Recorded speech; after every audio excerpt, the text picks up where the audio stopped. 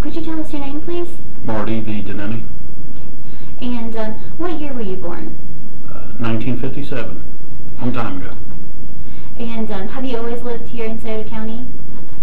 Yes, with the exception when I went to college. And I know this is a little off-the-cuff question. Having grown up here, what was your favorite thing about growing up here? Small town, you knew everybody, and it wasn't hard to get around.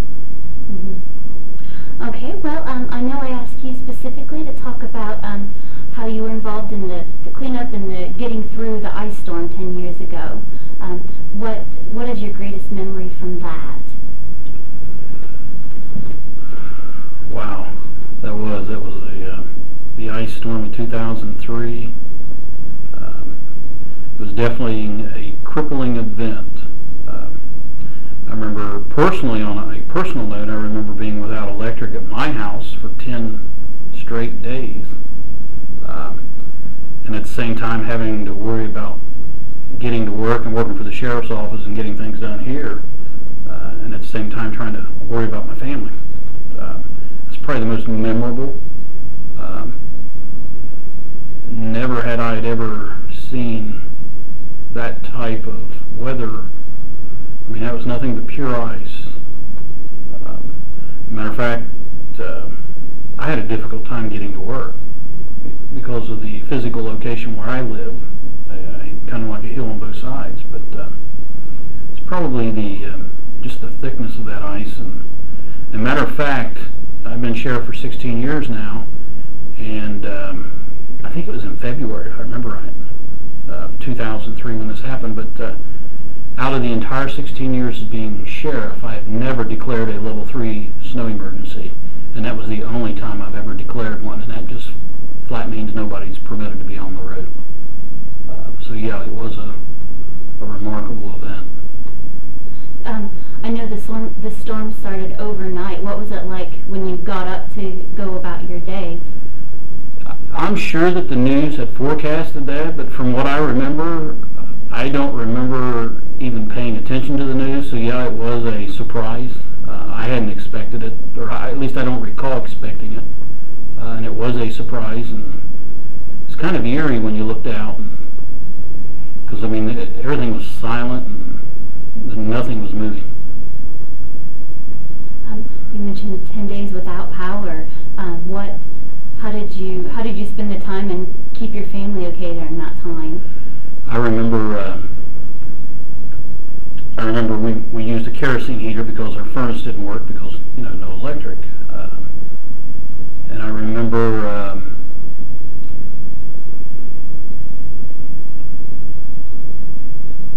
I'm trying to you're going back. I remember we didn't have any power at all. We used a kerosene heater to heat.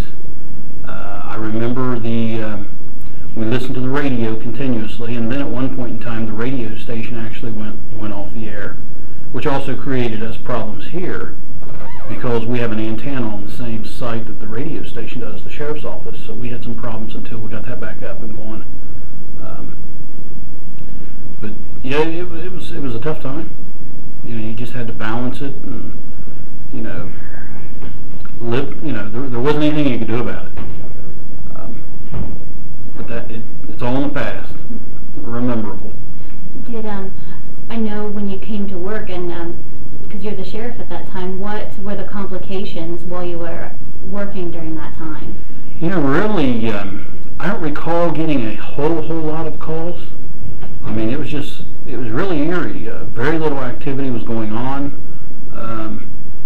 And when we did have calls, people seemed to be pretty understandable, being that it was, pure ice. And, when you get out in the county, there's some roads you just flat can't get up the road, and when it's covered with ice. I remember, as far as the office is concerned, we have several towers that we operate off of, and we was in the courthouse at that time. And one of our, I remember one of our towers, it lost the electric to it, and without the electric we couldn't communicate with the cruisers. So I remember my boy at that time had I had bought him a four-wheeler, and normally I wouldn't let him ride on the roads, nor would I ride on the roads in the city of Portsmouth. And we actually had stored it over on the west side, and we brought it to town because the only way I could get up that hill where we had our antenna and tower was with a four-wheeler. But I remember going up there at least once a day to fill the generator up with fuel to make sure it kept running. And without that, the radio wouldn't have worked. How staying in contact with all of your cruisers and all of your staff, what was the biggest complication in the recovery time? I don't remember having any real problems as far as staff not reporting the work. I mean, you have issues. You have to balance it because they have family too, just like I did. You had to take care of your family, plus you had to come to work because you're a public servant. But from what I remember, everything went pretty smoothly.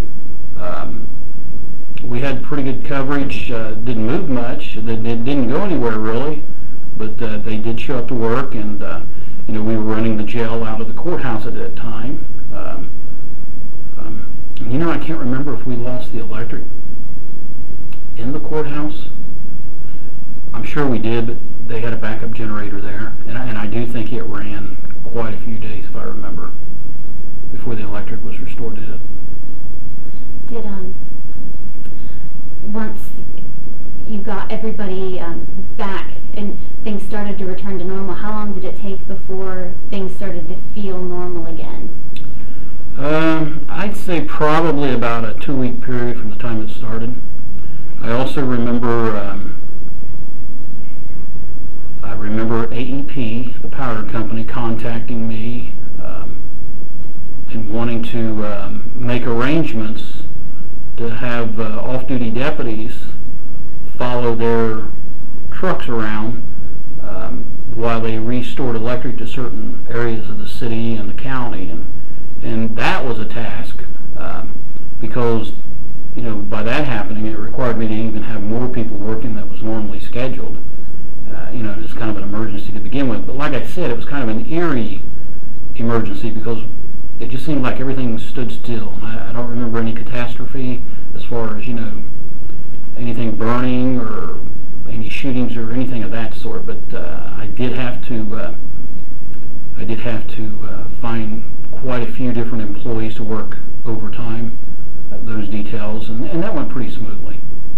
And forgive my not knowing this, but why did AEP request those people to come with them? Well, I think what it was basically the traffic control and make sure that, because people are more vigilant when they see a cruiser with their lights.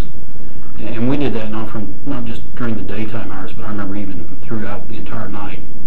And I remember one right there by Shears Hollow at the base of it where they spent quite a bit of time. But I think it was just the fact that people would pay more attention if they saw the cruiser out. I know I've heard stories of different pockets of community coming together to help. Did you get to see any of that?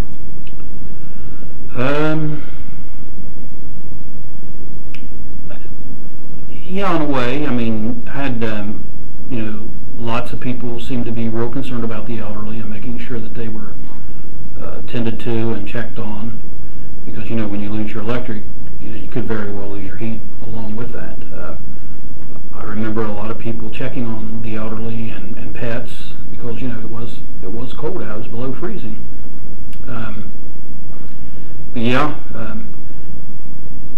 I remember people going out and every gas station you saw that sold kerosene would have lines and lines of people waiting. What was, thinking about your job as the sheriff, what was the most difficult part of the whole ordeal for your office? For the office in general, probably the most difficult part was, when we did get calls to be able to respond and get there.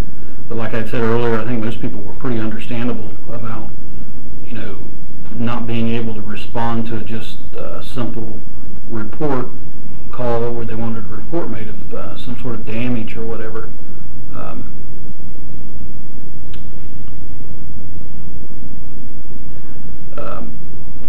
The unknown, not knowing if something seriously was going to occur, and if it did, how in the world were we going to get to wherever that location is? Because even the snow itself impedes you from getting somewhere, but when you put ice on top of that, it's tough to get around. And I've heard you use the word eerie a couple times. You were saying that did you expect more to be going wrong in a situation like this? Yeah, I guess I was. I mean, you always try to prepare for the worst, and if it doesn't get that bad, then great. You've weathered it pretty well, and from what I remember, it went pretty uneventful as far as serious things occurring. There just weren't that many people out, other than when they went to fuel stations, and that was usually, right in the city of Portsmouth or where communities were. And probably one of the things that I had a problem with was making that personal decision to declare a level 3 emergency. And the reason being is that shuts everybody down. That shuts down businesses. Nobody's allowed out and about. And if you are and you're caught traveling, you could be cited. And that was somewhat confusing, because how do you not let people go out and get fuel for their kerosene heater? So, I mean, and we didn't leave that on very long. It's about a 5-hour period. But that was a decision that was tough to make, because you were telling people, you were kind of giving them a mixed message, because nobody wanted anybody to get cold and freeze. But then again, the level says you're not supposed to be out. What went into making that decision? Pretty much, talking to our people that were out on the roads, and it didn't take a lot to figure it out. I mean, it's pretty obvious. When you were outside, you saw it, and then you heard all about, everybody losing their power, and, in your own personal boundary, hearing trees snap and pop and fall, you knew that, electrical lines were going down too. So, but, amongst the people that worked here that were out and about throughout the county, to give me an update on the weather, how bad was it really out? And I've had the luxury, I got to go back and read some of the newspaper articles from that time, and I know you haven't had that luxury lately, but I mentioned you being part of the team that helped clear debris and things out of the city area. What was that like? Yeah, I do remember our guys working in the city. I'm not sure how that all occurred. I don't know if it was just because the city employees were backed up to a point where they, and I knew the power company had asked us to work in the city. And when things go bad, normally we all cooperate pretty good, because everybody was affected by that. Man, a lot of things I can't remember though. That's okay. I know it's not easy. Well, I had something to research, oh, sure, study on, but well, and that's the great thing about doing these. We want to talk to the people, because at the library we can look up the facts and the dates and things, but it's people's experiences that we want to actually let them speak. So yeah, and I remember the county, like a lot of other counties, I'm sure, got the emergency federal funding to help clean the debris. I remember going through that process. That was a process of doing a lot of paperwork, because we actually, if I remember right, now I am starting to remember a little bit, we had to front the payroll for a lot of our guys to work the overtime with the power companies. Maybe that was the cleanup part, and then we got reimbursed for that through FEMA. In the paperwork, that was the first time I'd ever done that, the paperwork for FEMA. I remember going to meetings where everybody that was going to make a claim, there was a lot of county officials, Clyde Willis, who was the engineer at the time, I remember him being there, and Kim Carver and everybody, but I think we had a meeting where they helped us work our way through making the report and filing for the funding. It was different. Not your usual on your task list. No, we do all kinds of grants and things like that, but to get reimbursed for, and you had to document it and keep track of everything that you felt the county was out, and that was kind of a clerical nightmare because you had to stay right on top of it and make sure everything was accurate. Yeah. Make sure I've got. Is there anything that I haven't asked you about, or that you think I should? No, I can't think of anything. It just seems like it's on a 10-year cycle, with the exception of 2013. I don't think anything crazy's happened yet, because I remember you were mentioning the riot in '93, but if I remember right, we also had a real bad snowstorm in '93. I think that was like in January or February, and then we had the ice storm in 2003.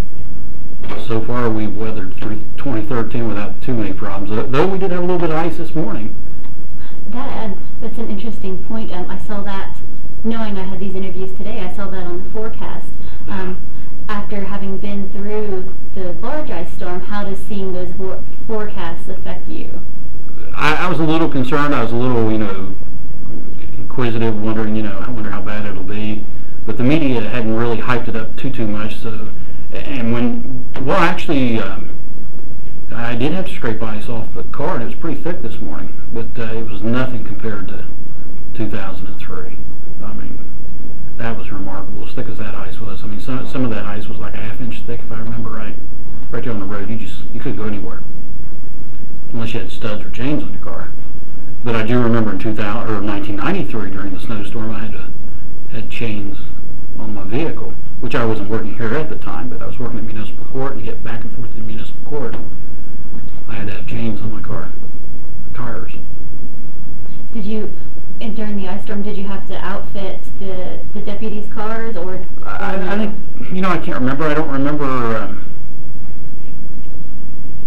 We may have had studded tires at the time, because I don't remember snow chains, or snow chains, because that would have got you through the ice. But not every place was that thick. But we may have had studded tires, if I remember right. Plus, we had some four-wheel vehicles.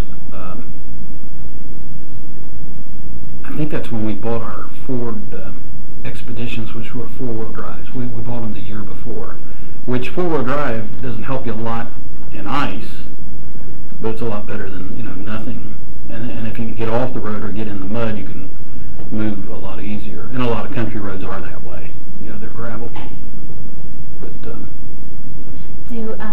But how after being in charge during the ice storm and seeing how this particular area reacted to it, how would you say that Scioto County responds to emergencies in general? I think we do a real good job based on what we have to do it with, and we've had several different things. We had the flood of '97, we had the snowstorm in '93, the ice storm, and overall, I think everybody gets along pretty well, and I think people in general are good people. I mean, and they worry about others, and they want to help, and they know the vulnerable part of our community, being the young and the elderly. And it makes you proud to know that we live in a community like that, and we're small enough where people can see the effects of what we do. Well, I definitely don't want to cut you off, but did you have anything else that you wanted to make sure you got to talk about? No, I'm good.